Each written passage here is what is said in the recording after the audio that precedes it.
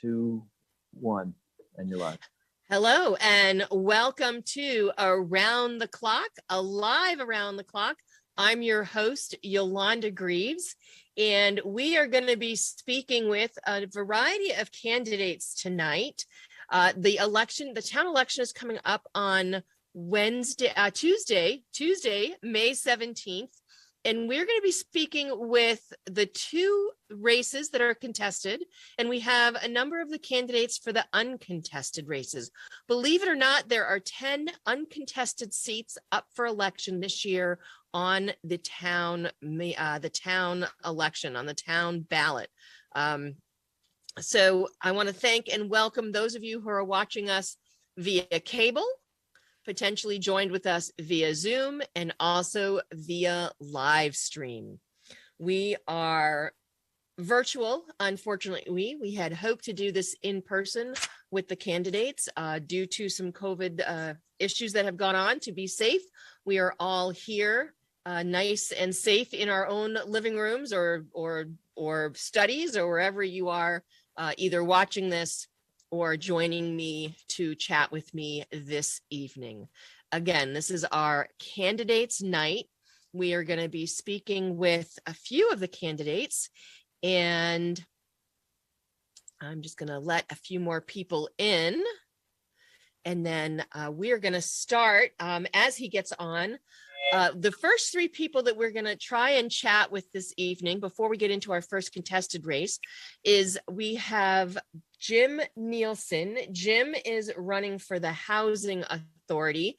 Jim, I'm going to ask you to unmute and turn your camera on, if you don't mind. Hello. There you go. Hey, Jim, how are you? I'm good. How are you? Good, good. So, Jim, you are running for the Housing Authority. Some people may not know what that is. What exactly are you running for, Jim? I'm running for re-election to the Ashland Housing Authority. I was a write-in candidate last year, filling a vacancy, a one-year vacancy. So I'm up for re-election this year. We are the authority that governs the state's public housing here in Ashland. It's 40 units right next to Stone Park, across the street from the dance studio. It's 40 units of elderly and subsidized handicap housing. We meet once a month, and I'm doing this as part of my community service for the town of Ashland. And also because I was a writing candidate last year, and I've gotten to know a little bit about what's going on in the past year. And we're trying to do some good things for the town and for our elderly citizens. One of the things we've just been talking about briefly is trying to get some more. The state is really kind of cutting back on what they're doing housing wise. And so we're looking at options, trying to maybe federalize the housing back there, which would be more money would be available for the upgrades and possibly expanding it, because there's only 40 units there. And we know we need a lot more in this town besides 40 units. Now, it's interesting, Jim, that you say that the state isn't doing as much when most people understand and know that the state is really pushing for more housing and more affordable housing. You would think, and that's what they're pushing for. But so far, we've found that that's, it yes and no.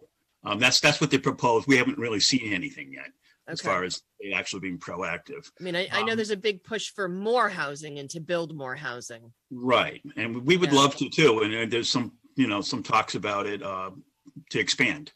So we could put more units. And right now they're going through some of the upgrades that are going on. New storm doors are going in, and they've been all new air conditioning exchange, the heating splits that have been installed.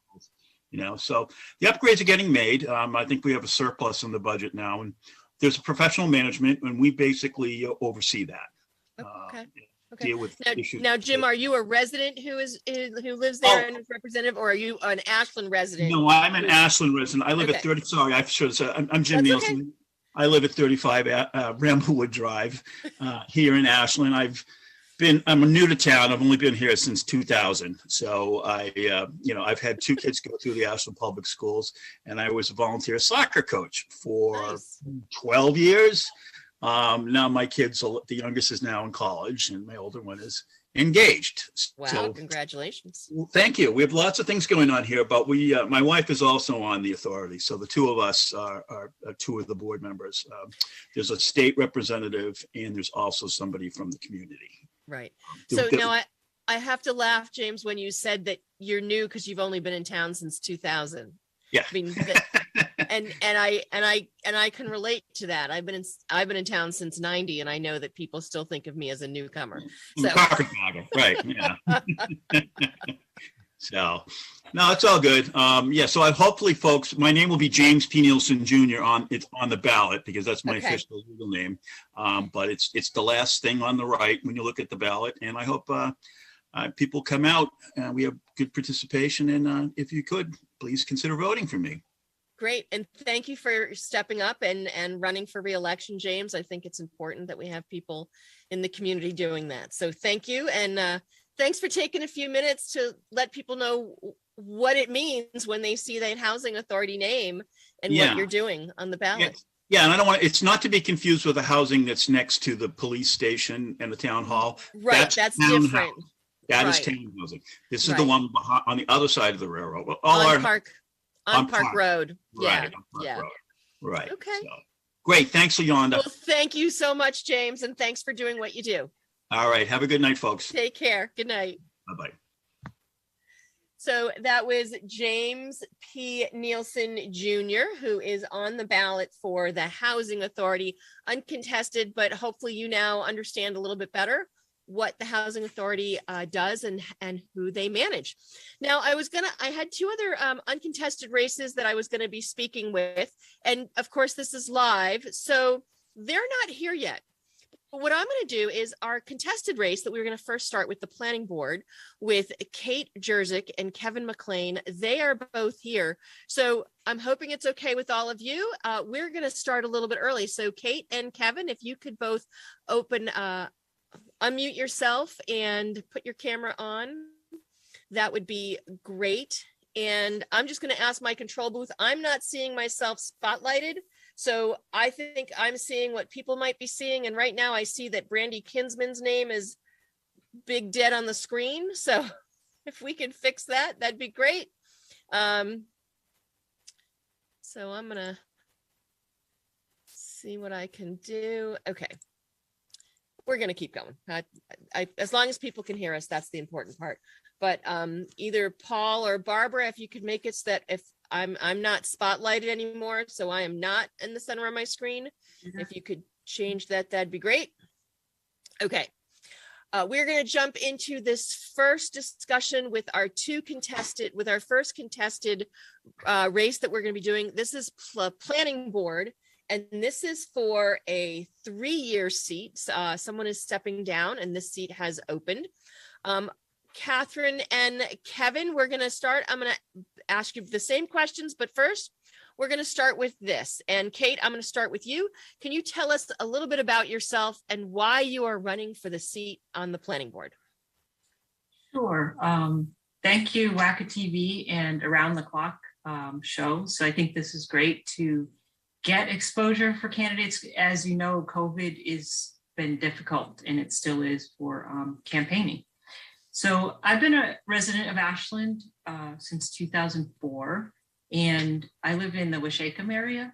So that's a really neat neighborhood. We have a mix of families, multiple generations and newcomers. So it's a pretty good slice of Ashland, maybe economically not the broad slice, but it's a very broad slice of residents. So it's a neat neighborhood. I generally am involved in things in town, both civic things. I try to attend meetings and keep up with what's going on. I enjoy just community events and participating. One of the things I am proud of, just when I barely first arrived here, was helping start the community garden. And that was just a neat introduction to people when it seems like it would be easy, but we actually did have to rally a fair bit to do that. And that's been really successful. Proud of the people that I work with doing that.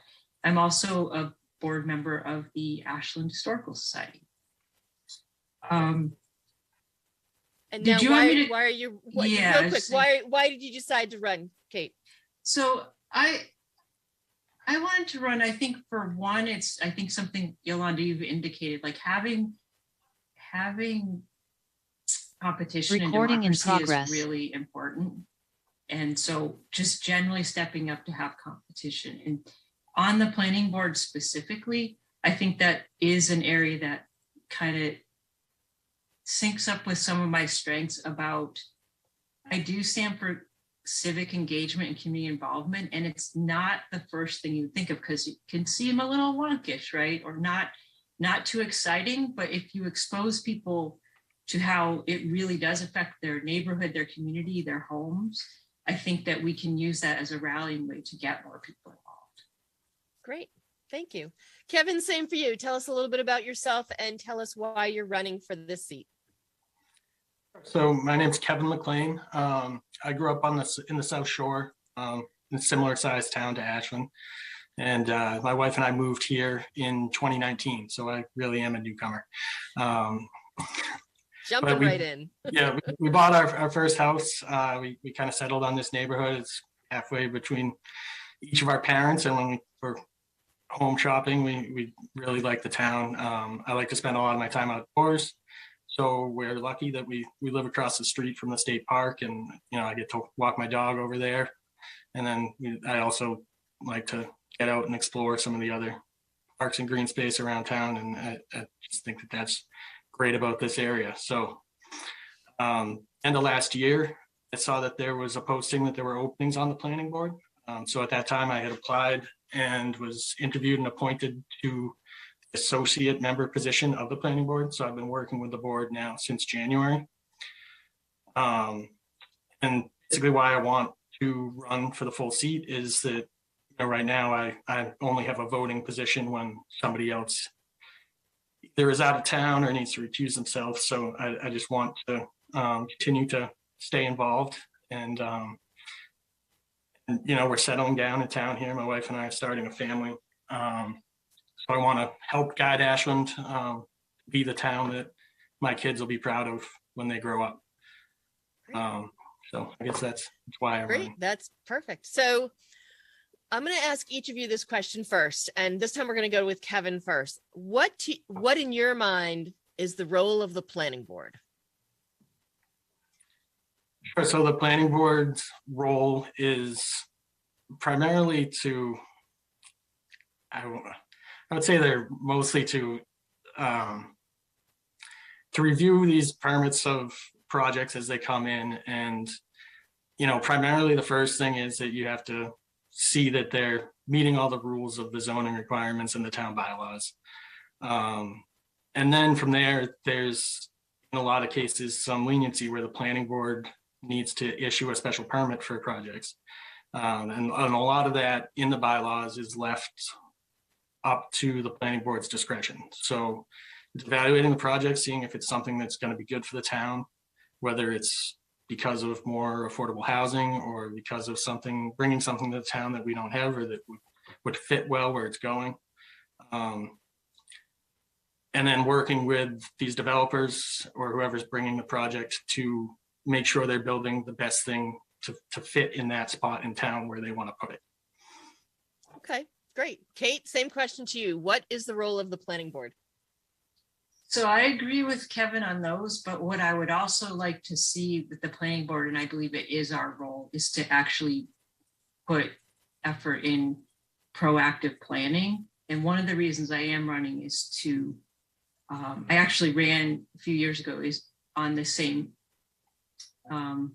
item that is getting a little traction these days is the comprehensive plan. So our comprehensive plan now is dated 2003. And we've accomplished some things in the plan. We've ignored some things in the plan. It's getting to the end of its lifespan. And we really, really need to work on that. So I think the planning board absolutely has to put effort in that. I would like to see the planning board, and I again believe is the role to set a framework to update our zoning. I think there's so many things that we see talked about over time, but I haven't seen a real solid platform way to address them. And maybe just a quick specific example is that inclusionary zoning, which I think is great we're talking about, but clearly it's going to take a lot of effort to visit the pros and cons, get people involved, understand what that really means for Ashland. So we have to get that on a docket, a long-term docket of how these things we want to do. Maybe not to take up too much time, but one more maybe thing is tiny homes. Do we want to consider that in Ashland? That fits in with affordable, it fits in with downsizing. So I believe our role, and I want to see us be much more active in planning. Okay, great. Thank you. So how do you see the planning board directing development in Ashland? And Kate, we'll start with you on that one. So I believe the planning board, that comprehensive plan will be the tool. The zoning is the tool. And I think when we get that comprehensive plan updated, I would like to see, I think that one of the best mechanisms I've seen is really a comprehensive plan implementation committee, so it can work hand in hand with the board. As Kevin knows, I mean, the weekly or bi-weekly meetings are pretty stuffed to the planning board sometimes with just applications, right? And that is an important duty of the board. So I think we're going to have to reach out and expand and figure good ways to get other people involved. So I think that those are the things we have to look at going forward. Okay, Kevin, same question for you. What do you see? How does the planning board help direct development in Ashland? I would agree that the comprehensive plan is step one, and we've just started the very long process of doing that. I know the town took a stab at it in 2016, I want to say it was, when we went through some of the history, and that just, for whatever reason, didn't get seen all the way through. So we've kind of outlined the steps in a process, and we've written a letter to the select board to get the ball rolling, to start on some funding that's going to be required to get the capacity at town hall to run the whole process of writing a comprehensive plan, and not just a comprehensive plan, but one that will actually work. When we looked over it at our planning board retreat a month or so ago, the town planner actually came up with a comprehensive plan from 40 years ago or something like that, and hardly anything on the list of the executive summary had taken place in Ashland. So it's going to need a lot of public input, and then it's going to need a lot of follow through. And I think it's the board's role to sort of quarterback all of that and make sure, we don't write the comprehensive plan, but we facilitate the input from the residents, as well as from a professional in town hall who does this kind of thing for a living.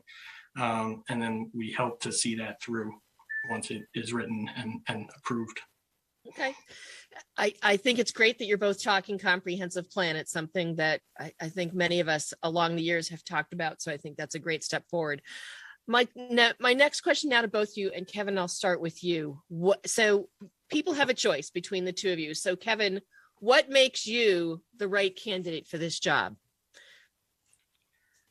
So I think my work history is a good thing that leads me to this board. That's why when I thought that I wanted to get involved in town, this felt like a fit for me. What is your work history? I'm a civil engineer. I've worked in heavy civil construction for 16 years now, and basically oversee large scale heavy construction projects. So we may not be building any of those here in Ashland, but my experience is in reading plans and seeing them through into real life. So I can look at a piece of paper when an application comes in, and I can picture what it's going to look like, because that's my job, is to make those things happen. So when these developers send in a new building or whatever, I take the plans, I look over them, I go out to the site and hold the thing up, and I try to see, will this fit in this neighborhood? That's my step one. on anything that comes in. Then I also spend a lot of time managing costs. So cost of construction is something that I've heard many times now. That when the planning board or a resident says, how come we can't do this or that? And developer's first answer is always, well, that would be cost prohibitive and we just have to throw this project away. So I'm not running their crews. I don't know their exact costs, but I know if those things pass the sniff test or not. And Right. whether it's just something they don't want to do or if it's something that they can't do. And then on top of that, I think just, being willing to put in the time and effort. There's planning board meets bi-weekly for 4 hours or so, usually starting at 7 o'clock at night. So it's a lot of time there, and then a lot of time outside of that, just preparing for all of this. And, I'm willing to do that to help see the town improve itself. Great. Thank you, Kevin. Kate, same question for you. What makes you the right candidate for this planning board position? So I've studied the zoning for a while. I pay attention and I do attend planning board meetings regularly. So I do know what I'm getting into. And I know sometimes there's that heavy amount of work and the prep work. And so I'm prepared on that level. I think one of the things I have is adding diversity to the team. So I have over 20 years experience in construction and specifically interpreting contracts and compliance. And where I think that's particularly important is we need someone paying attention to looking out for Ashland's interests when decisions are written, but also in the materials submitted from the developer. And that has been basically my specialty, doing that for my company, and I can offer that skill to Ashland. And I think that's a needed skill. It's an eye to detail. It's looking for that. I also, it related to that is we see when there's areas that can be more than one interpretation. Again, that's what I look for. I look can my company get in trouble with this? Can this be misinterpreted, either used against us or for us, or can I save us money with a different interpretation? And we've seen over and over again on planning board, that is how developers look at things. They actually function well in black and white, and we need to work to get our zoning toward black and white. And I definitely can offer that value. I'm not duplicating any skill sets or expertise on the board. I think working to get rid of the gray areas. I also think that I do have a history known standing for engaging citizens, and I know, again, I'm sure there's people laughing at me and saying that's too wonky and I don't want to be involved. But if they let me explain that you might get that apartment building next to you that you might not want if you don't engage, right? We might not have a self-storage near the middle school if we were all paying more attention. There's value in paying attention, and I will definitely give it my best shot to convince people that they do want to be engaged in this. And I think also, as much as I'm really excited about a lot of these things and the opportunity to participate, I get that sometimes it's just slow to make change. I'm sure my family and my partner would not recognize that patience, but I think under the value of democracy and working with the public, they do understand that. I get that. Great. So you both bring some really interesting skills that I know would certainly add to our planning board. So you've both used the word zoning, and we all hear about zoning. In your own words, what is your definition of zoning? And Kate, I'll start with you. So in Ashland, zoning is allowed by Mass General Law, right? So that is, it's actually supposed to be for like the health and safety of the community, right? So that giving, you shouldn't have a blast furnace next to a house. I guess that's an exaggeration of an example, but just trying to make the point. So zoning has a history that maybe isn't as positive, right? Because you're making a community unaffordable maybe to some people because your lot sizes are too big. So all of those really are background discussions. I think if you want to look at an example, maybe why you do want zoning is in, I believe Texas there's really no zoning, and they had those major flooding because you can build a skyscraper next to a small house. So it's a way to maybe craft a community you want. And I think it really does have to be carefully discussed about, because there can be equity issues surrounding it and how that's evaluated and implemented. Okay, great. Thank you, Kate. Kevin, in your own words, what's your definition of zoning?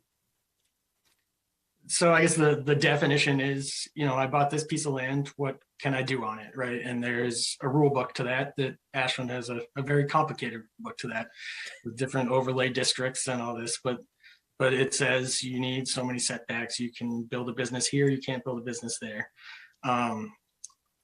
But what I think it really is it's a tool for the town to help build their town into a way that they want it. So it can force the businesses to downtown so that you have this vital walking downtown area. It can keep the factories out of somebody's backyard, and is that and when we start looking into this master plan thing, comprehensive plan, you can build these gateway districts so that when you drive into Ashland from a different town, you get welcome to Ashland, and the town now has told people what can be welcome to Ashland, so that it maybe isn't a tire factory, it's something with an open lawn. So the zoning is a tool for the town to be able to develop their town in the way that they want it to be built out. Okay, great. And zoning, as I'm sure you both know, there's a lot, as you said, Kevin, there's a lot of zoning in Ashland to get to know and understand. So, as you know, planning board, the 5 of you have to work together, but also you're working with professional staff in there. Describe, Kevin, I'll start with you. How would you work with the professional staff? You're a volunteer. They're the staff that you're working with. Describe how you would plan on working with them. Sure. So Peter and Emma are great. They do a lot of the day-to-day legwork where they receive these applications, and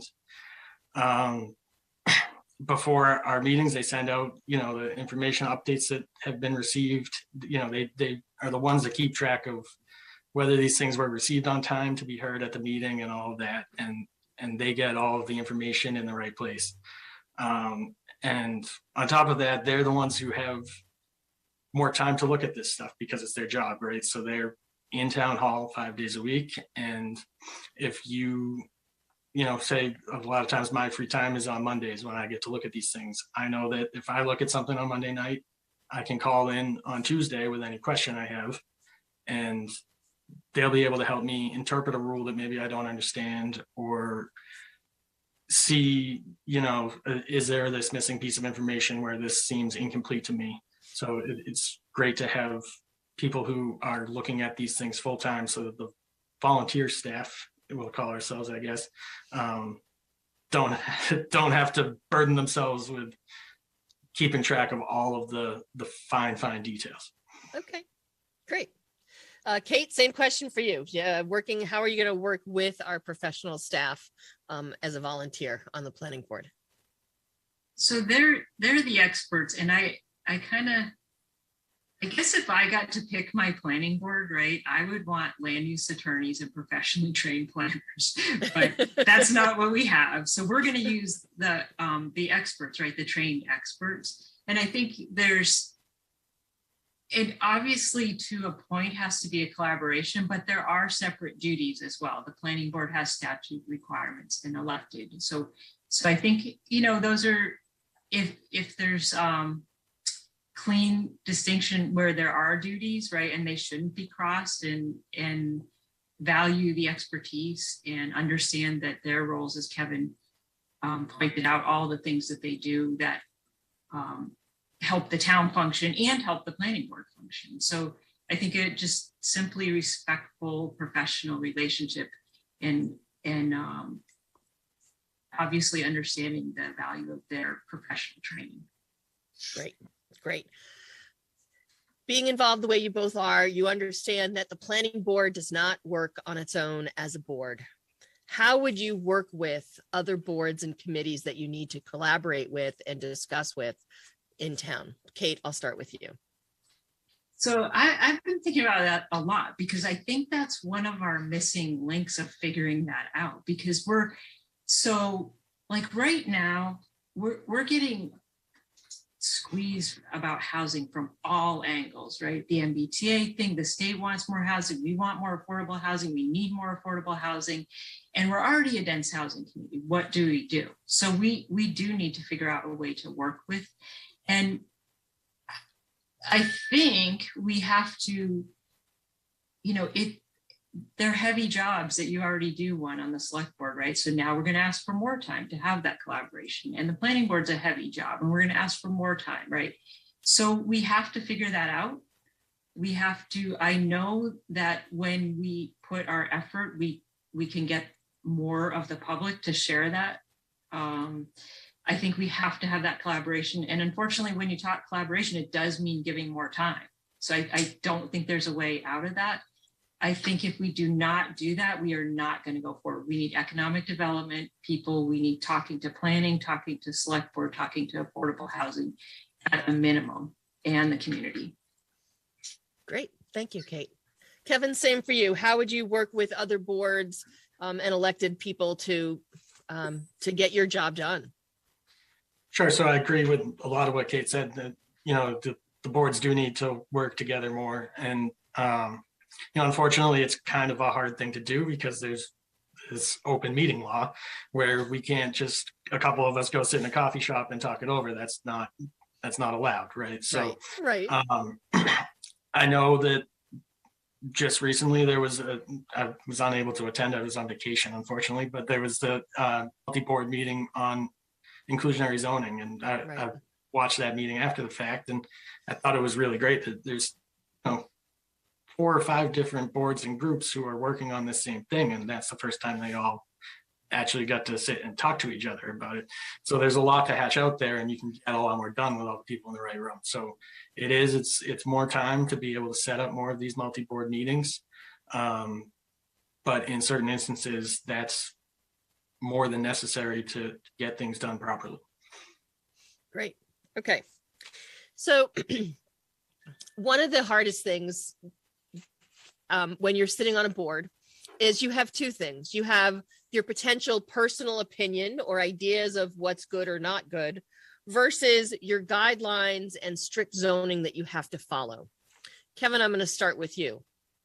How would you balance that idea of someone presents something and in your opinion, you don't like the way it looks, but you have your strict zoning and guidelines to go with? How might you go through that? Quickly tell us how you might go through that process or what you might do. Well, I would say that if it's coming across the planning board's desk, then they at least need something from us, right? So it's a special permit or something like that. It's not a by right project, which means that something on their project needs to be approved. Correct. So that means we can start by talking about the whole project, and we can, we can take all of the public input. We have these as public hearings, so that everybody who is going to be a neighbor of this project that at first glance doesn't look like something that would fit there or whatever it may be, we let all of them let the developer know what they think.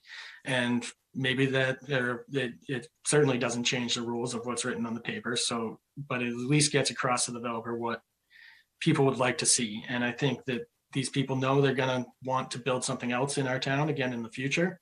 And we need to work with them to build a good working relationship, so that maybe they need to give something on this project so that another time when they're looking for something from us, the favor might be remembered.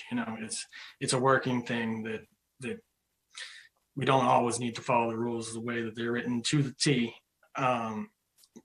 When they come in, like, that doesn't mean that it needs to be approved immediately. We can still talk about it and say, wouldn't it be nice if this was green instead of blue, or if you could fit this in with a deeper setback and move this parking over here to help out the neighbors and make people appreciate the project a little more. Okay, great. Thank you. Kate, same question for you. Personal opinion versus strict guidelines. How would you work with that, or how would you, how would you work through that? Well, so there are lots of cases where we do have strict guidelines, and I think we should just follow them. That should be, I would think, the expectation of the public. Where unfortunately, I think we find less strict guidelines is some of the overlay and special permits, and I would like to work to tighten those up, because I really think that's in everyone's interest. A developer can come with more clarity of what we're expecting. The public can expect that.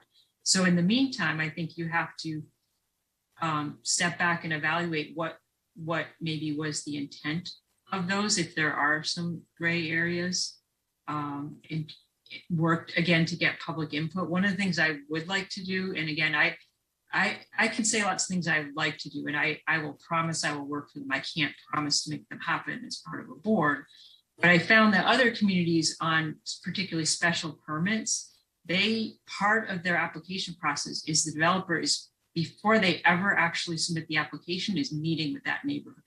And I would love to see us do that, because that guarantees that the public is considered as a stakeholder and not potentially having difficult. We've heard lots of people even talk about, it's difficult to get town meetings. Sometimes you have kids who work late, right? So there's ways we can integrate the public, and that would be one way that we're kind of getting some of those conversations ahead of time. So my overall would be to try to work to involve the public and tighten up the rules, follow them if they are to the T, and if it's not, we do our best to interpret and get the best that we can for Ashland. That is our job on the planning board. Great. Okay, good. Thank you both. So we started a little early, so I'm going to let you off the hook a little bit early, but I have one last question for both of you. Should you get elected, what is your number one priority in working with the rest of your board in trying to accomplish as a planning board member? Kate, since you're up in front of me, I'll have you go first. Number one priority working with the rest of the planning board to accomplish. Absolutely comprehensive plan. And that is, as we know, minimum probably 1.5 to 2 year process, but that absolutely does not mean that nothing needs to happen in the meantime. There's a lot of prep work for that. I think we can also get on the docket related to the comprehensive plan is specific zoning to be improved. So comprehensive plan, but sub buckets under that. And just in closing, I do want to say one thing. I am known as Kate, sometimes Katie. I'm on the ballot as Catherine. So I know Jim had to do that too as well, but it unfortunately is a little confusing to some people. So it's Catherine Jerzik, and I would appreciate your vote. And yes, fortunately or unfortunately, you do have to make sure that whatever is on your ballot is what your registered voter name is. So if you have a crazy registered voter name, that's what gets to be on the ballot. Not that yours is crazy, but speaking from experience. Yes. Great. Thank you, Kate. Kevin, same question for you. What would be your number one priority working with the board to accomplish? So I would agree that the comprehensive plan is number one, but also that there's things we can work on in the background while that goes on, because a lot of it's going to be done outside of the planning board and then given back to us, a year from now to put the pieces together.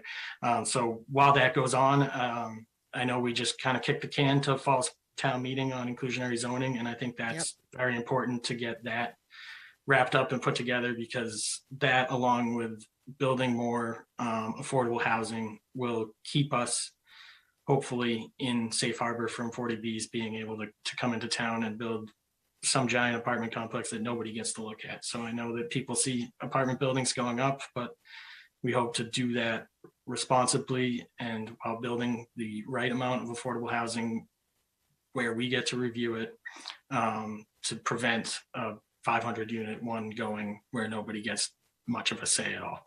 So I think it's really important to get that straightened out now. And I just want to thank everybody who spent the time tonight to come on and watch this. I know that this is a small town election and maybe, doesn't get the play that it necessarily should, but this stuff is important. And I really appreciate that people are taking time out of their day to watch this. So thank you. Great. Thank you, Kevin. Thank you, Kevin. Thank you, Catherine, also known as Kate. We are going to shift to some of our uncontested seats. We were just talking with Catherine Jerzyk, also known as Kate Jerzyk, but it's Catherine on the ballot, and Kevin Mclean. They are running for the 3-year seat on the planning board. There is also one other gentleman. He is running for a 5-year seat, but he is uncontested, and that is Marcelo Arjona. And I probably did not pronounce his name correctly. So Catherine and Kevin, thank you so much. You can go ahead and mute yourselves and put your cameras away and take a deep sigh and a deep breath. You both did great. Really appreciate it. Thank you so much for coming on Around the Clock. So that was just Kevin and Catherine for our contested 3-year planning board seat. We are now going to shift over a little bit early, but again, I see most of the people who I have invited to come and have a chat with us. I'm going to ask both Joe Mignani and Brandi Kinsman to unmute themselves and open up their cameras so we can take a look and they can join me in a quick conversation. We're going to take a little longer. Joe, welcome back to Around the Clock. Brandi, welcome back to Around the Clock. Thank you. Nice to be here. Nice to have you both. So Joe and Brandi are both running for re-election for the Board of Selectmen.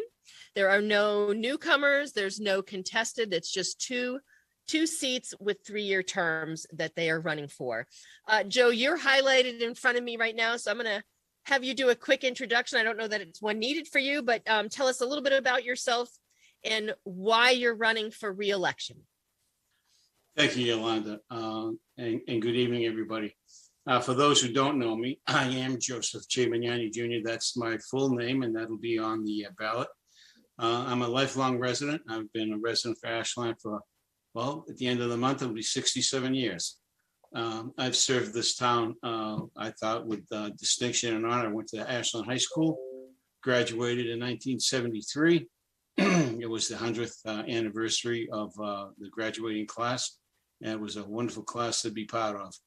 And when I turned 18, I remember my dad telling me one of the biggest things that he wanted to make sure that I was aware of was to stay involved with your community and vote, because your voice and your vote meant an awful lot for the betterment of your community where you live. And one of the things he stressed was that too many people gave their lives, so we had that freedom to do this and have this opportunity to voice our opinions and voice our vote. So with that, that's stuck in my mind, and throughout all these years, I've actually got involved back in 2010 when there was some issues going on with Warren Woods, and the voices of many voters and residents in town were stifled by the current selectmen at the time. And I didn't think that was right. It was the right thing to do. And because everybody's voices should be heard. And that was my platform that I took out, since 2010. And it's the same platform that I speak of today. Just quickly, I went to Framingham State College, graduated a degree in sociology and psychology.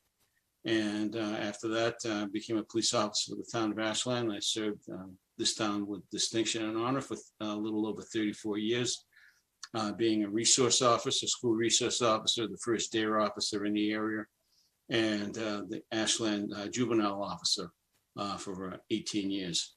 And my wife and I, Donna, we've been married for 41 years, September 4th. And we have 3 children, Kim, Joey, and Stacy. We have 9 grandchildren. This past weekend has been birthday weekend for many of my grandkids. The twins, DJ and Jess, just turned 26 today. And Kyle turned 21 on Friday.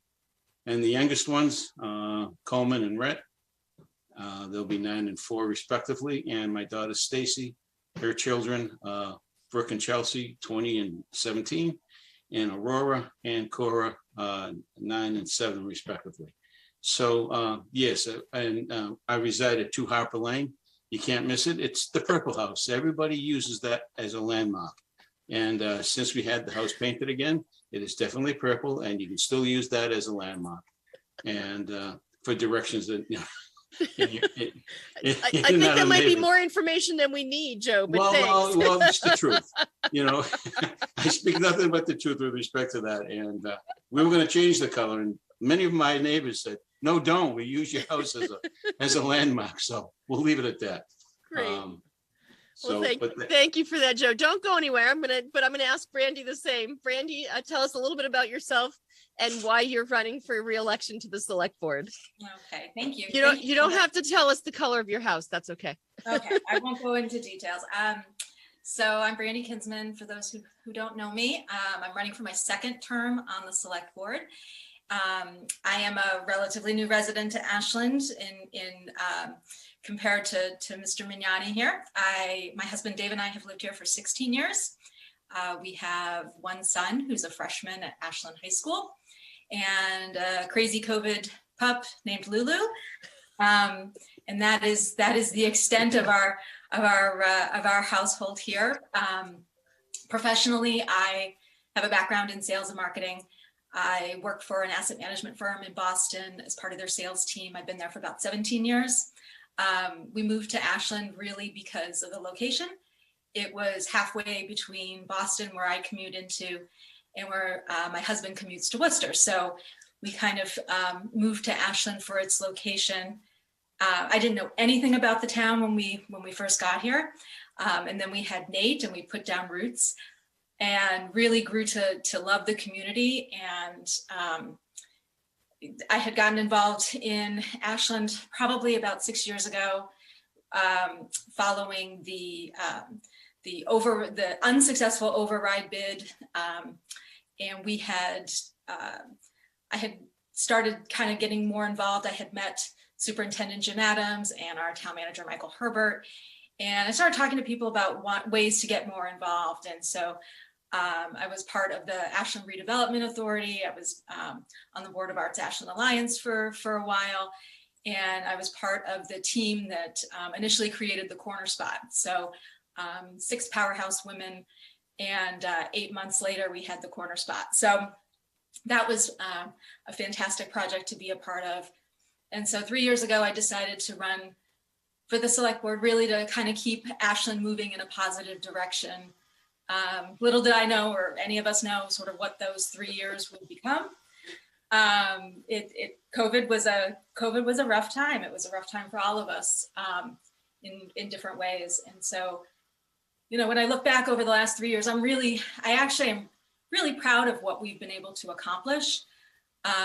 You know, we've been able to successfully advocate for a new public safety building and a new elementary school, which we really, really need. We supported all of our small businesses with innovative grant programs and expanded outdoor dining. We brought new amenities to Ashland, like the Riverwalk and the Upper Charles Trail, the Trolley Trail.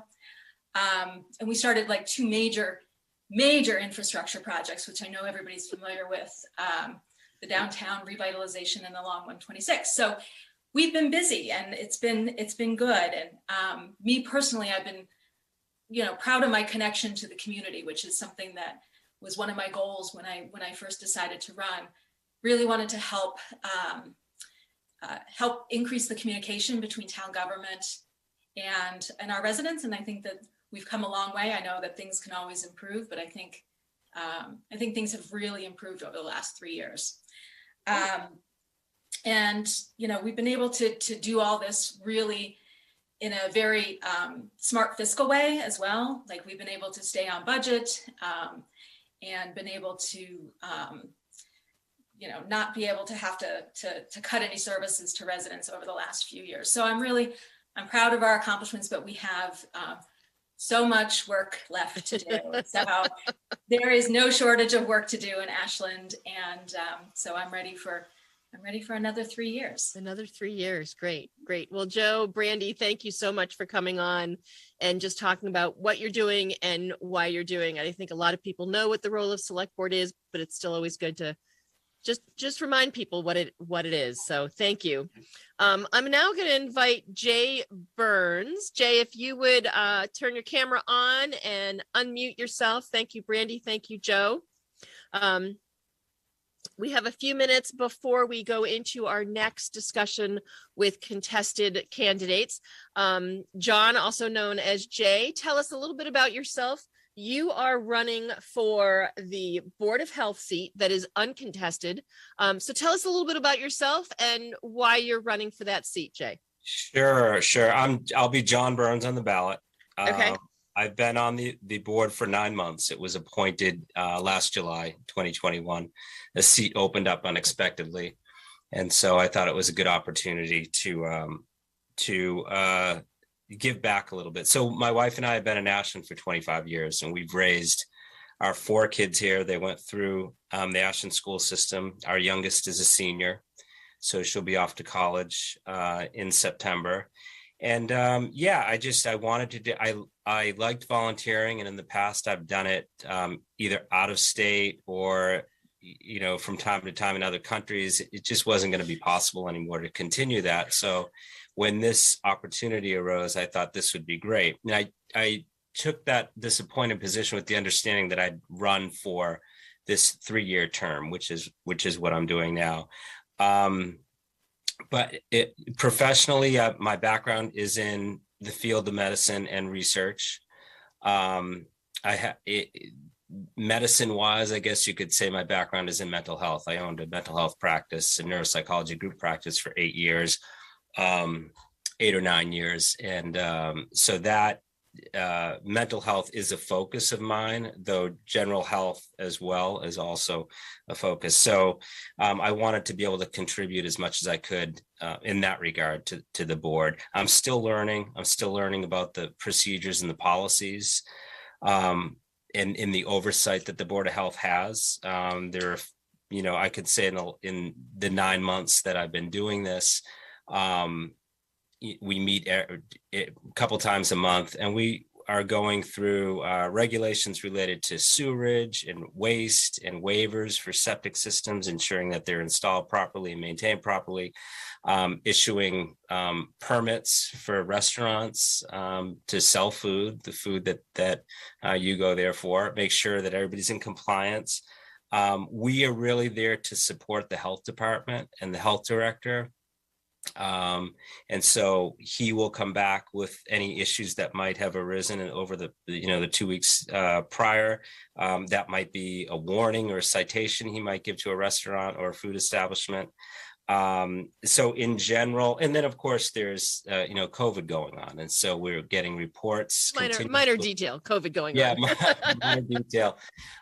We haven't had any in-person meetings, which I'm looking forward to someday. Yep. But COVID has been sort of, this has all been in the setting of COVID. Yeah. So getting reports from Sergeant Berman about COVID rates, successful vaccine clinics that he and the health director is setting up. But again, I'm still learning about what we do on the board, and I'd like to continue this for another 3 years so that I can become what I feel like would be a full member of the Board of Health. And I can tell you that even after 3 years, after being on the select board now for 10, there's always something you're going to be learning. Always. Yeah, sure. I bet. Great. So again, it'll be John J. Burns on the ballot, and you are running for the 3-year Board of Health seat. That's correct. Great. Thank you so much for taking a few minutes and being with us tonight. I really appreciate it. Sure. Thanks for having me. You're very welcome. And we are going to move into our next candidates. This is for the contested Board of Health seat, and we're going to have Ed Berman and KG Narayana. Ed and KG, if you could both turn your cameras on and unmute yourselves. I know I saw Ed. There he is. Ed, you can go ahead and unmute and turn your camera on. Yep. Great. KG, welcome. Hi, well, And there's Ed. There we go. Great. Again, you are watching a live around the clock candidates night. We are about to have our discussion with KG Narayana and Ed Berman.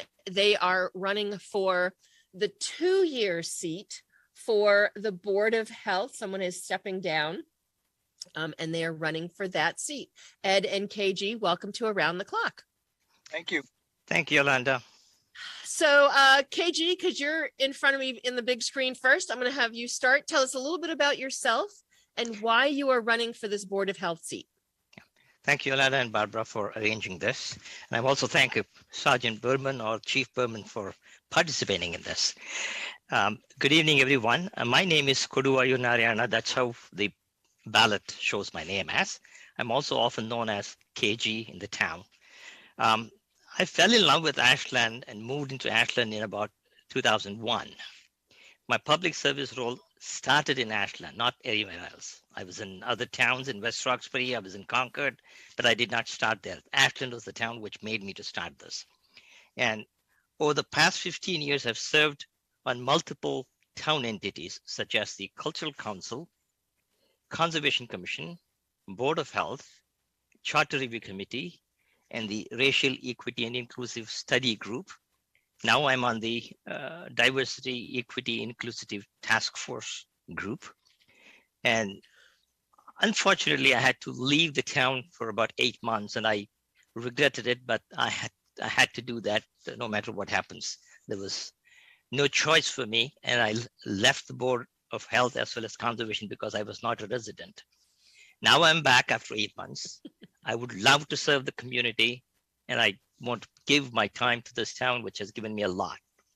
Thank you. Great. Thank you, KG. Ed, can you tell us a little bit about yourself and why you are running for this seat on the Board of Health? Sure.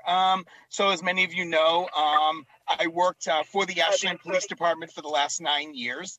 And for the last 2, when COVID hit, I was actually the COVID-19 task force lead for the town of Ashland.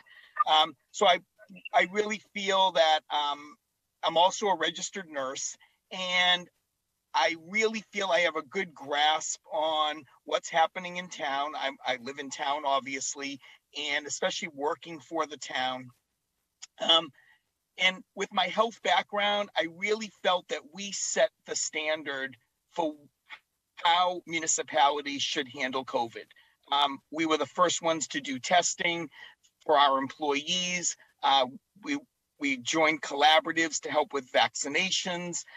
So just with all of that, and at first, I never really thought anything in public health until our town manager, Mike Herbert, asked me to oversee COVID for the town. Great. Great. So we were just speaking with Jay Burns, who was appointed 9 months ago, is now running for the other seat uncontested. And he talked to us a little bit about what the role of the Board of Health is. I'd like each of you, and Ed, since you're on my screen first, what in your mind is the job of the Board of Health in Ashland?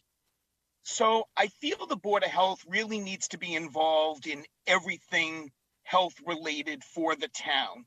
Not only for things that are happening at that moment in time, but for preparing for things also. For example, we need to plan for the next pandemic, right? We need to make sure all of our restaurants are up to code. We need to make sure our septic systems are up to code. Anything health related that can affect anybody's health in the town should fall under the Board of Health. But not just for that, again, not just for that moment in time, but we need to be planning for the future and what we need as a town. Okay, great. KG, same question for you. What do you see the role of the Board of Health? Sure, it has very many roles, including looking at the plans which involve the septic system design and the irrigation well designs, as well as approvals on the grease traps, which we needed, because if more grease is input into the sewer system, that's going to clog the system, and then it's going to affect the overall sewer flow into the other town here. Now, most of the sewer that we have goes through Framingham, so they have restrictions on it, and we don't want to have a clogged pipe and then burst it out and create health hazard elsewhere. And we also need to educate the restaurant owners or the establishment owners, and we need to make sure that we reach a critical required number of inspections per establishment per year. The guideline that the federal government gives it is about 2 inspections per establishment per year. But we have not reached that critical number yet. And then myself and Ron, we did a study about 3 years or 4 years ago with the data that was available at the time. We found that we have a lot more to go to that. So it also needs more helping hand in terms of employees. So we need to probably hire another half-time food inspector, which is important for us. And the large establishments usually have their own in-house inspections done by their own staff, but that shouldn't let us out of making inspections there. We need to go more often there. The large establishments do cause a greater impact because more people will be using it and more people can get affected because of a small issue. So we need to make sure that we have proper inspections and more frequent inspections. So that's what we like to do that with Board of Health. Okay, great. So you both talked a little bit about this when you introduced yourself, but KG, you're here in front of me. What makes you, KG, the right candidate for the job? Why should someone pick your name when they walk into the ballot box on Tuesday the 17th? Well, the first thing is that I've had been a Board of Health member for past 6 years, and that gives me an experience with what I know. I'm sure that there is a learning aspect of it every day. You know, I'm a teacher by profession. I teach, but I keep telling my student that I'm a student forever because you learn more and more every day. So you'll never stop learning it. So that's a must for anybody. And then if you want to promote certain things, you need to know how to understand that. And then once you understand it, you provide the education to the others. So that's one part of it. The other thing that I have is that I'm sure the current board has 4 of them with medical backgrounds. And there is nobody who is on the layman side of the work. And I could add that part of it. And maybe the decision that they make may be based on what the medical term said, but I look at the layman's angle and the common man's view, and then I add to that and bring the discussion to the table so that they understand what a common man feels about it. And that's why I may be a better input at this time. Okay, great. Ed, same question for you. You know, someone's walking into the ballot box. Why should they pick you, Ed Berman, when they go in on May 17th? So I think my reputation precedes me. You know, I've probably dealt with probably 80% of our population in Ashland through COVID. I think people know that I'm a great resource. Also a registered nurse. You know, I work also at Metro West Medical Center in the emergency department. I just think I bring a lot, and I've worked for municipalities for over 29 years, and I know how municipal government works. I know how to make things happen and get a team set up, ready to go, whatever we might need. Okay, great. So next question is from both of you, but Ed, to you first. How does the Board of Health help Ashland transition from pandemic to non-pandemic times?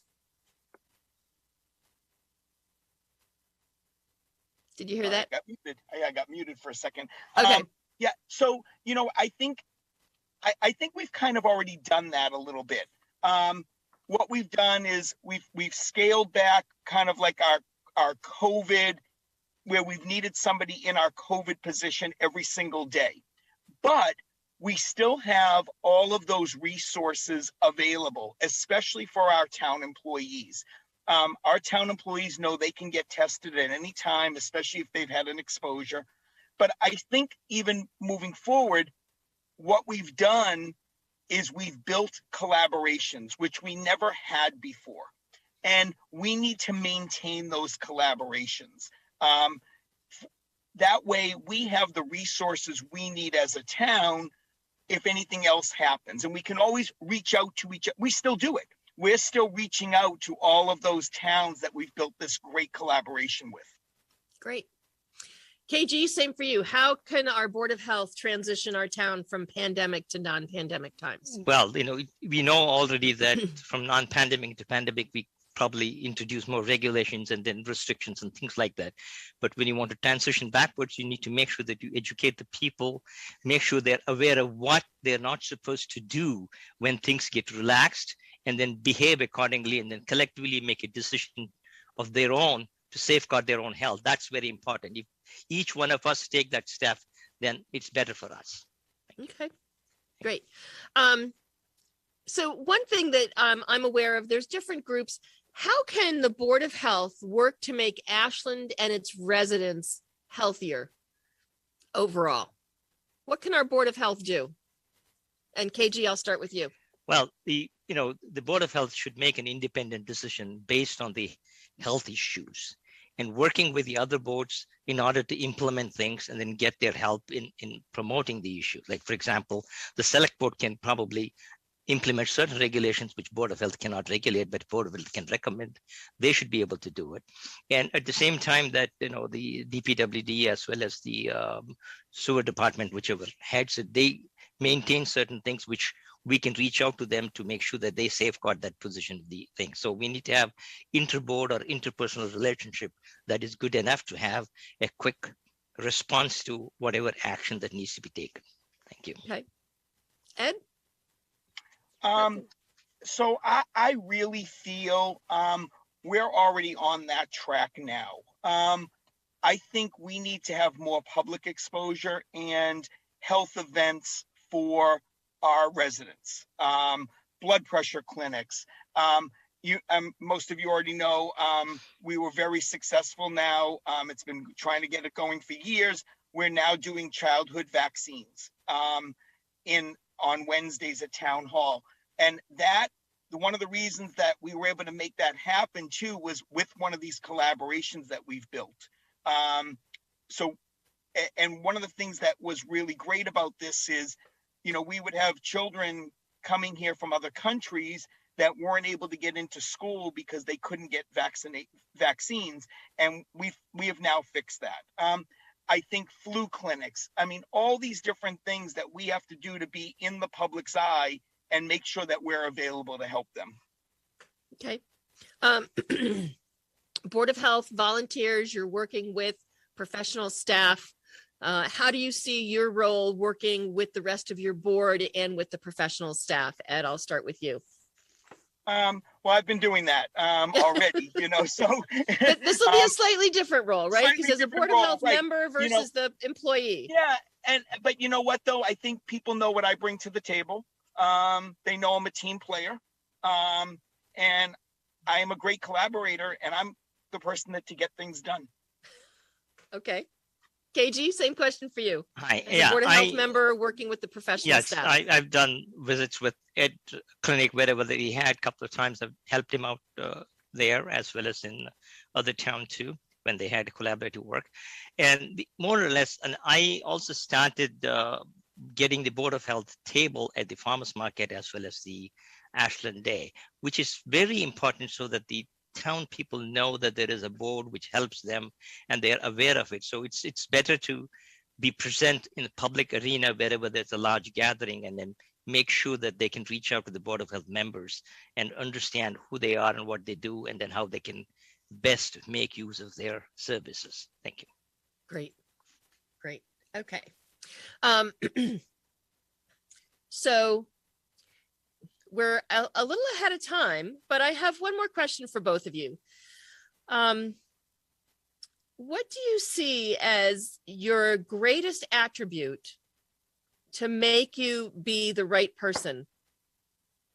Your greatest attribute to be the right person for the Board of Health job, for the Board of Health, for the Board of Health.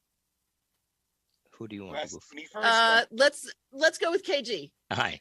Yes, I have extreme amount of patience. And that's a big thing that you need when you deal with it. And then you need to have keen interest on the subject matter and then learn more about it when you're talking about it and then understand what the pros and cons of it before you make a decision.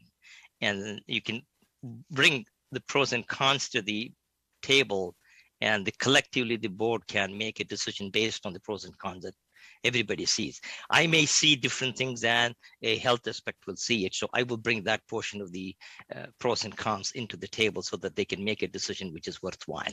That's where I add my value to the board. Okay. Ed?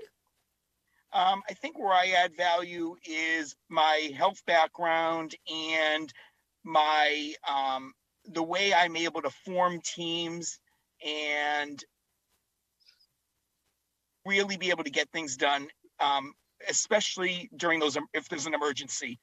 I think that's one of my greatest attributes, is that I can quickly come up with solutions and make things happen quickly. Okay, great, great. So this is the cool thing about being live and also being virtual. I still have a number of candidates here. We still have some time. We're not wrapping up until 8:30. So this question is going to be for all the candidates, whether you're contested or not. So you can all take your camera, put your cameras back on. And I'll start with Ed and KG. Ed, the question is for everybody.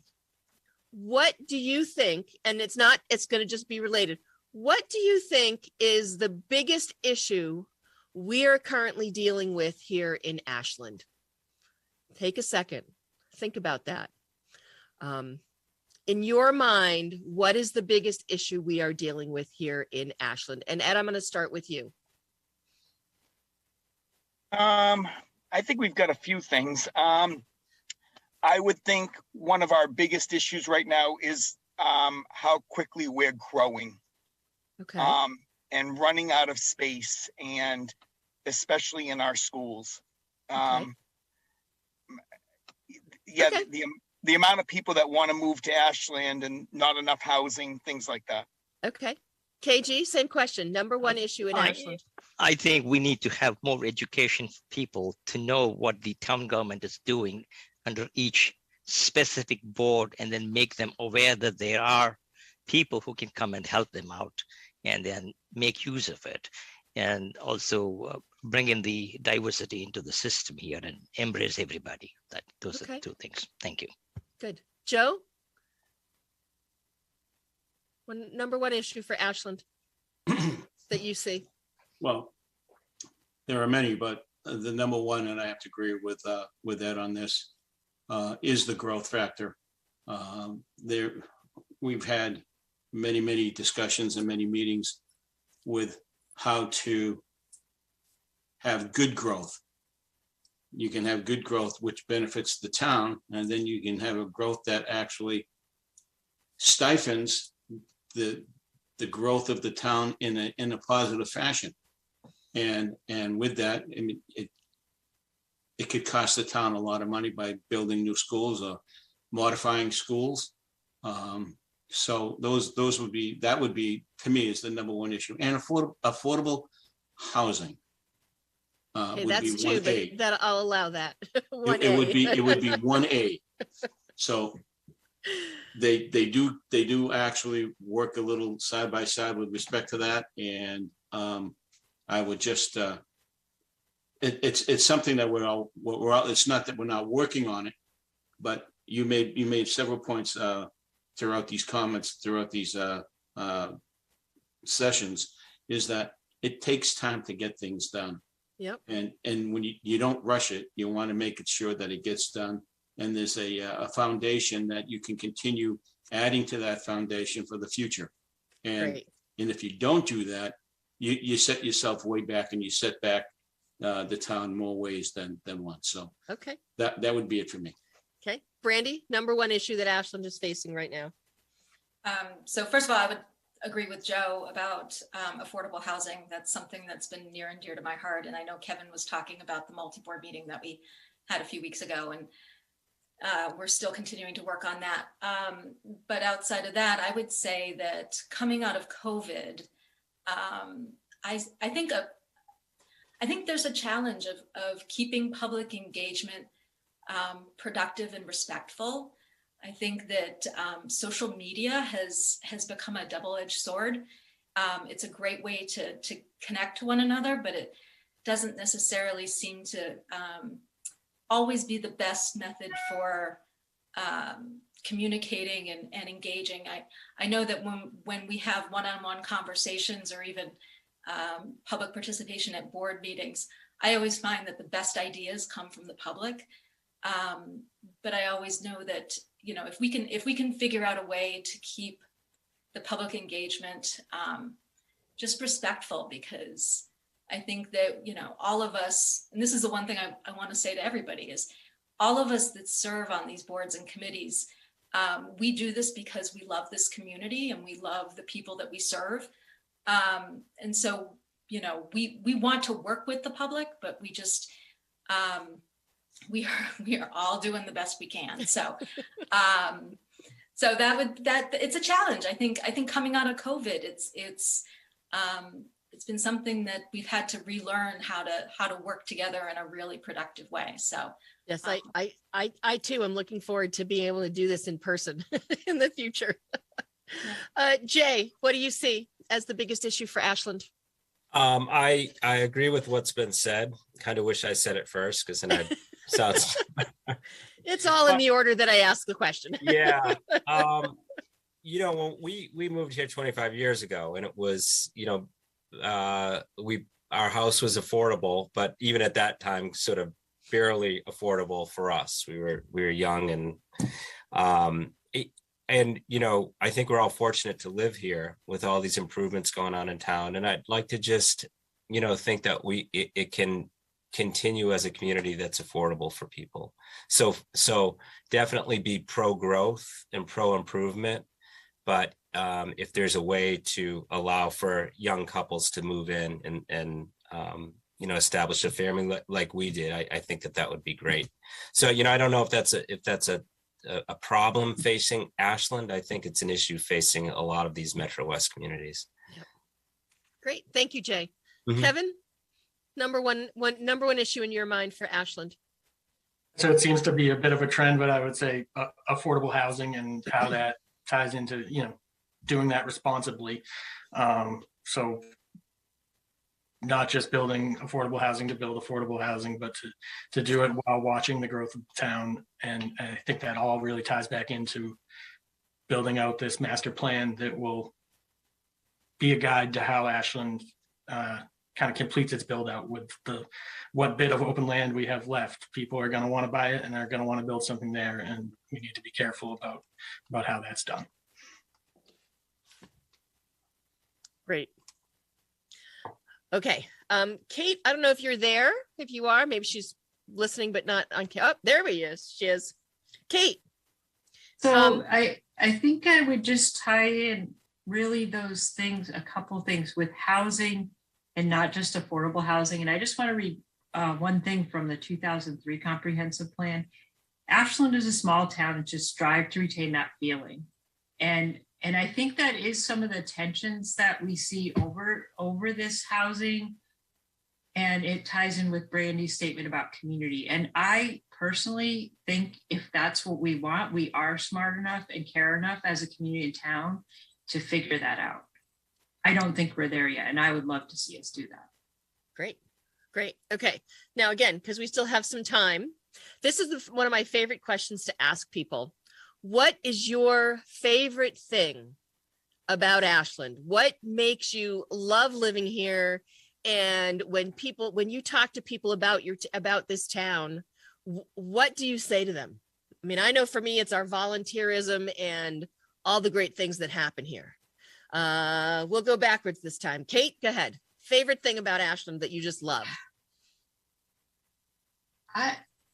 It's actually open space, and because it's spectacular what we have, the town forest, Warren Woods, Ashland State Park, and close to that. And I will still tie it to community though, because there's a way to integrate that and things and get more people using them. But that is one of the things I value most about Ashland. Great. Kevin?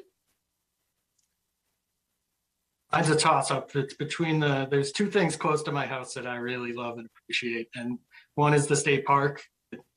It's a great piece of open land where I can go walk, hike, canoe, etc. And the other is I can drive to the center of town and go to Murphy's for an ice cream on a nice summer the rest of the time. You could probably even walk if you really wanted to. I could, yeah. That's great. Jay? A lot of things are tied for first, so I will pick something that hasn't been mentioned. I'd say the school system, just incredibly supportive. We've had nothing but great experiences in the Ashland schools. So, yep, schools. Great. Mhm. Brandi? So I would say the community spirit. I've seen it so many times where we help one another out. It's amazing. When I think of our community, I think of things like, we did the runners breakfast for the marathon runners that were running on behalf of our community. And it's a great thing for runners to train for months to want to raise money for our community. It's a humbling experience because I'm not out there running. So it's not me out there, but all of our community organizations and groups benefit from that. And, you go to the corner spot on a summer day when there's music playing and a food truck and people are out and playing, kids and all sorts of people, or at the farmer's market. It's really like that to me is what makes Ashland special to me. So, and why we keep doing what we do. Great. Joe? Thank you, Yolanda. Piggyback on everything that everyone has said so far is what makes one a community. And why do I love Ashland? It's my home. There's no other home. Yeah. This is my home.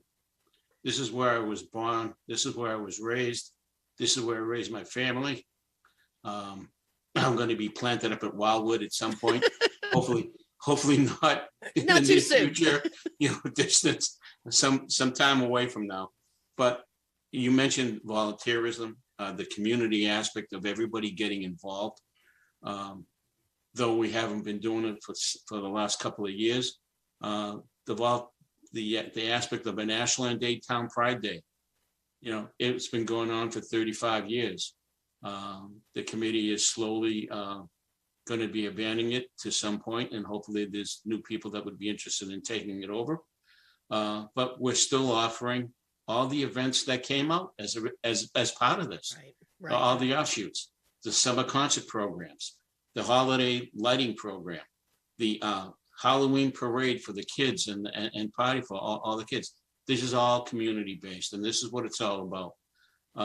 Does the town have growing pains? Oh, absolutely. There's not one town in the entire United States that doesn't have growing pains. We have diversity. Ashland is learning to become a diverse community, and it needs to do that. Growing up in a town that was only 6,800 people at the time, there was not much diversity going on back then. Right. You may have had 3 or 4 families that were, of color, and you know what? You never saw that. You saw them as individuals. We never had to deal with, diverse or negative sayings about anybody or anything. And I really and truly mean that, folks. It was never there. When you're out on a competitive field and you heard certain words that were said to some of your teammates, I can tell you that it was never said a second time. Right. Because it was taken care of. Yep. So needless to say, we're growing, and we're growing in the right way. And I'm proud of my hometown. I'm really proud of my hometown. As you should be, Joe. And I think for many of us, I know for myself being a transplant, this has become home. Yeah. KG, what's your favorite thing about Ashland? Yes. You had to leave for a minute, but you obviously came back. So yes, obviously that was the reason, because it's a community where people are very friendly and very receptive. Without that, a community cannot build as a community. Community needs to be friendly and receptive, and that I find it in Ashland quite a bit, and I love it. Thank you. Well, thank you all for being here. I know things went a little bit differently, but I really appreciate it. Kevin and Catherine, thank you for your discussion. KG and Ed, who had to jump off because he was still on scene at a call. if those of you who don't know, Ed is now working at the Wayland Police Department. He's their acting chief. So thank you all for being here. Thank you for watching, however you watch this, whether it was via our live stream, via our cable, whether you were watching it live, or maybe you're catching this afterwards. I hope that what we've talked about and what I have been able to share or have the candidates share with you has been informative and will help you help you make a decision as you step into the ballot box on Tuesday, May 17th. So just a reminder, we started talking with James Nielsen, who is running for the planning board. Nope. Board of Health. Nope. Housing Authority. I knew I'd get that. James Nielsen was for the Housing Authority. My notes are on two different screens. And then we spoke with Kate Jerzyk, who will be on the ballot as Catherine Jerzyk, and Kevin Mclean, who are both running for the 3-year seat on the planning board. We then spoke with Brandi Kinsman, Joe Mignani, and Jay Burns. Joseph and Brandi are the Board of Selectmen candidates. Joe is the uncontested Board of Health seat. And we wrapped up the evening with KG Nariano and Ed Berman, who are running for the 2-year seat on the Board of Health. Town meeting happening on Wednesday. I'll get these dates right. On Wednesday, May 4th, so just a couple days. So depending on when you see this, it might have happened already. But the important thing is please get out and vote. It is so important. As one of my other colleagues at WACA, their program, All Politics Are Local, All Politics Are Local. And it's not political, but it is getting out and supporting and being there for your community. There is another candidates forum that is happening, the other group that has their regular candidates forum. I know that will be happening as well via Zoom and also being shown, I believe, on our cable station as well. So you can catch that. That'll be a slightly different format. There are other races that the candidates weren't here. Adam Schuster is up for moderator. We have Aaron Williams and Paul Kendall are running to be reelected to the school committee. Bonnie Mitchell is running for our library trustees. And at the end of this program, there's a short statement that she recorded that will play, and it will also be added on during the replay for this program. Thank you all so much for being here. Thank you so much for participating.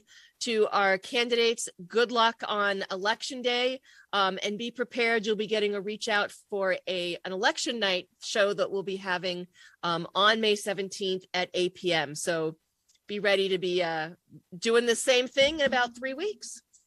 So thank you all for watching this live show, Candidates Night for Around the Clock. Have a great rest of your evening. However you've watched this, thank you for participating. And that wraps up another episode of Around the Clock. I'm your host, Yolanda Greaves. Thank you so much for watching. Have a great rest of your day or night.